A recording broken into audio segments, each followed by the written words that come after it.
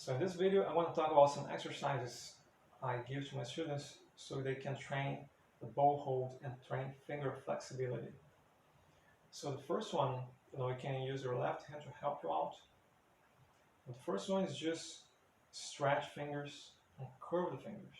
Stretch as much as you can, curve as much as you can.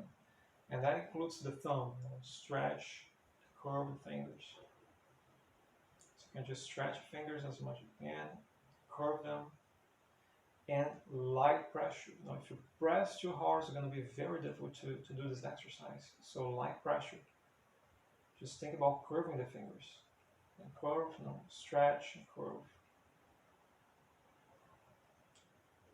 The other exercise is more difficult. Now, for this exercise, I'm going to hold the bow only with my right hand. And what I'm going to do is I'm going to stretch my pinky, and the bow is going to move up. I'm going to curve my pinky, the bow moves down. So stretch the pinky, bow goes up, curve goes down. So you can go up and down the bow using only your fingers. No, don't use arm, no arm movement, no wrist movement, just fingers. Just move up and down. You can move back and forth.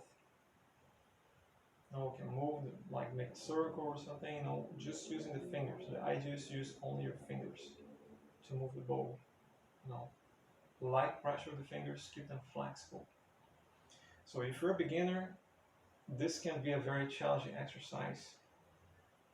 So something I suggest for people who are starting is to practice those exercises using a pencil or a pen.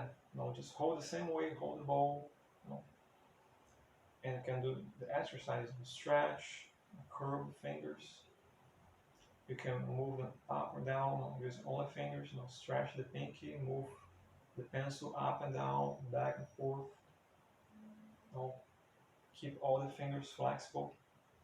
So you can start doing those exercises using a pencil or a pen. It's a very light object. It's cheap, so if you drop it, it's no big deal. So you can start those exercises using a pencil or a pen. Then you can try them with the bow. But here's another tip. You can try, instead of holding the bow here close to the frog, you can move your hand here. Now we call this the Baroque bow hold. That's how they held the bow back in the Baroque music period. So when you hold the bow here, you can feel right away that the bow feels lighter. And because it feels lighter, it's easier to do those exercises here. Up and down, back and forth, stretch, curve the fingers. So we can do the exercises here in this part of the bow. So you can practice here.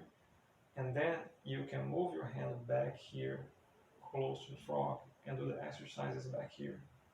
Using only your fingers, no arm movement, no wrist movement, only fingers. So you can train finger flexibility.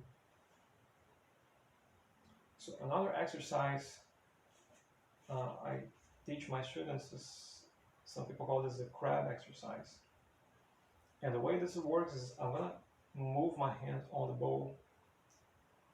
So the way I do it, I'm going to move my index finger, then my thumb, then the other three fingers. So index, thumb, the other three fingers, and keep the hand position, keep the fingers curved. And it's very important to keep the fingers curved and don't press too hard. If you press really hard, it's going to be very difficult to move the fingers. So light pressure, keep the fingers curved, index, thumb, the other three fingers, index, thumb, the other three, and keep moving until you go all the way to the tip of the bow. And always maintain the bow hold, on the proper bow hold. Now here I'm moving quickly because I'm used to it, but if you're beginning, you can do it slowly. You can do step by step like I showed before. To go the other way, you do the opposite motion. So you move these three fingers, then the thumb, then the index. So 3 fingers, thumb, index, and keep moving until you get all the way back to the frog. Always maintaining the bow hold, maintaining fingers curved. So I know often people, they're afraid of dropping the bow when they're doing this thing. So when you do this exercise, you can just place your hand down here, not holding the bow, just place down here. Something happens, no, you have your hand here to catch the bow. So that's one tip. Another tip I give, to people who are starting the violin is to do these exercises, both this one that I just did as well as the other ones. Do those exercises while you're standing close to a soft object, like a couch or your bed. I know I've had like children that come take classes with me, and they're afraid they'll drop the bowl, and their parents will yell at them. So if you're starting and you're afraid of dropping the bowl, do these exercises close to a couch, or just stand over a couch or your bed and do the exercises.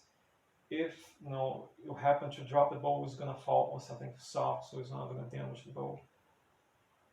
So that's another tip for the exercises, and it's very important to practice those exercises every day, so you work on your finger flexibility. That's going to be very important to get a good sound on the violin.